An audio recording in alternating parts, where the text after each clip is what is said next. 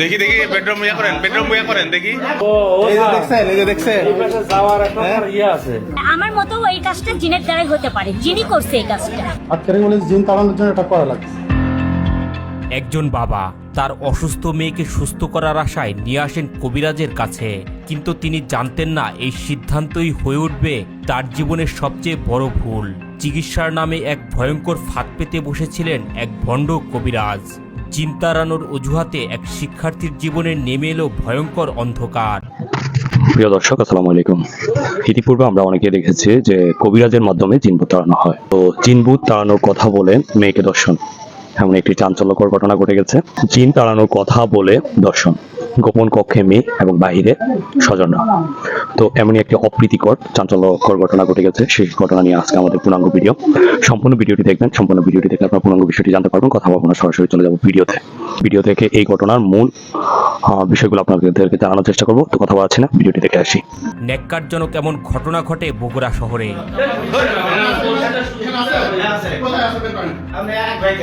না না না না, আপনার কাপড় পরেন।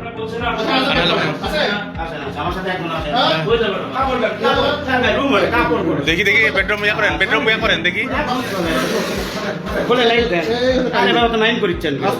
দাখিল শ্রেণীর ছাত্রী, যিনি দীর্ঘদিন ধরে মাথা ব্যথায় ভুগছিলেন। পরিবার তাকে বিভিন্ন চিকিৎসকের কাছে নিয়ে গেলেও কোনো উন্নতিই হচ্ছিল না। ঠিক তখনই জানতে পারেন ভণ্ড কবিরাজ হাকিম রেজাউল করিমের নাম, যিনি জারফুক আর কবিরাজি চিকিৎসার মাধ্যমে সব রোগ সারাতে পারেন। কাপড় পরেন ভাই। দেখেন এখানে আসেন দেখেন। এই যে দেখছেন, দেখছেন হ্যাঁ, সুন্দর জায়গা, সুন্দর।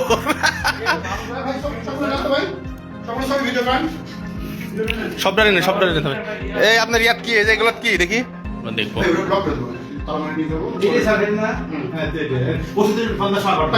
থাক ওটা দরকার নাই। সিসি ক্যামেরা ওটা।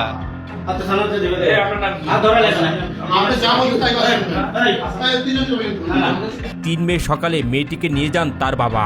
সেখানে দেখার পর কবিরাজ জানান মেয়েটি জিনে আক্রান্ত এবং তাকে সুস্থ করতে হলে বিশেষ ঝাড়ফুঁক করতে হবে। এরপরই মেয়েটিকে একটি আলাদা রুমে নিয়ে যান, দরজা দেন বন্ধ করে। পরিবারের সবাইকে বাইরে যেতে বলেন। ঠিক সেখান থেকে শুরু হয় এক ভয়ঙ্কর অধ্যায়। চিকিৎসার নামে মেয়েটির উপর চালানো হয় অমানসিক নির্যাতন। 4/5/2026 তারিখ মোহাম্মদ আলী নামে একজন ব্যক্তি থানায় এসে অভিযোগ করেন যে তার নাবালিকা মেয়ে মাথা যন্ত্রণায় দীর্ঘদিন ভুগছিল। গত 3/5/2026 তারিখ সে নামাজ গড়ে হাকিম রেজাউল করিমের কাছে একজনের মাধ্যমে খবর পেয়ে নিয়ে আসে মাথা যন্ত্রণার জন্য চিকিৎসার জন্য নিয়ে আসার পরে হাকিম রেজাউল করিম তার বাপ মা সবাইকে ওখান থেকে চলে যেতে বলেন। সে একটা ঘরের ভিতর আটকে রেখে বলে জিন তাড়ানোর জন্য এটা করা লাগবে। কিছুক্ষণ পরে মেয়েটা বের হয়ে আসে, কান্নাকাটি করে যায়, সে ধর্ষিত হয়। বিকেলে আবারও 16,500 টাকা নিয়ে আসতে বলা হয় পরিবারকে। পরিবার আবারও বিশ্বাস করে যায়, আর এই সুযোগেই দ্বিতীয়বারও একই ঘটনার শিকার হয় মেয়েটি। শেষ পর্যন্ত মেয়েটি সাহস করে সবকিছুই জানায় তার পরিবারকে। পরিবার আর দেরি না করে আইনের আশ্রয় নেয়। পুলিশ দ্রুত ব্যবস্থা নেয় এবং গ্রেপ্তার করে এই ভণ্ড কবিরাজকে।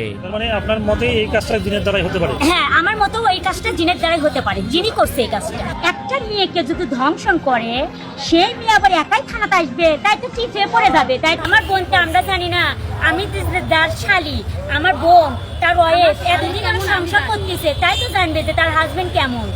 আর হলে যে এতটা কি মানে কেউ কারো ভালো দেখতে চায় না, বুঝতে পারছেন ভাইয়া। আর ওনার কেরিয়ার নষ্ট করার জন্য ওনার এগুলা মিথ্যা অপবাদ দিছে। এদিকে এই ভণ্ড কবিরাজের স্বজনরা দাবি করেন কবিরাজ সম্পূর্ণ নির্দোষ। সেই মেয়েটির কোনো ক্ষতিই করেনি, উল্টো জিন তার সাথে শারীরিক সম্পর্ক করছে বলে দাবি করেন তারা। আমি জানি আমার স্বামী কেমন। পুলিশ জানায় প্রাথমিক তদন্তেই ঘটনার সত্যতা পাওয়া যায়। ভুক্তভোগীর মেডিকেল পরীক্ষা সম্পূর্ণ হয়েছে এবং ডিএনএ নমুনা সংগ্রহ করা হয়েছে। অভিযুক্তকে আদালতের মাধ্যমে জেল হাজতে পাঠানো হয়। এমন এজাহার পাওয়ার পরে আমরা মামলা রেকর্ডের পরে তাকে হাকিম রেজাউল করিম ধরার চেষ্টা করি। সে তার অবস্থান পরিবর্তন করছিল। 5/5/2026 তারিখ আমাদের মামলা তদন্তকারী কর্মকর্তা এসআই সুমন তাকে গ্রেপ্তার করে আমরা তাকে জিজ্ঞাসাবাদ করছি, রিমান্ডের আবেদন করা হবে। এই ঘটনা শুধু একটি পরিবারের নয়, এটি আমাদের সমাজের জন্য একটি সতর্কবার্তা। অন্ধবিশ্বাস কখনো কখনো ভয়ঙ্কর পরিণতি ডেকে আনতে পারে। সচেতন হন, প্রতারকের হাত থেকে সাবধান থাকুন। ভিডিওটি শেয়ার করুন যাতে অন্য কেউ এমন ফাঁদে না পড়ে। দর্শক, তো আপনারা পূর্ণাঙ্গ বিষয়টি জানতে পারলেন। এই যদি হয় অবস্থা, তাহলে আর কিছু বলার থাকে না।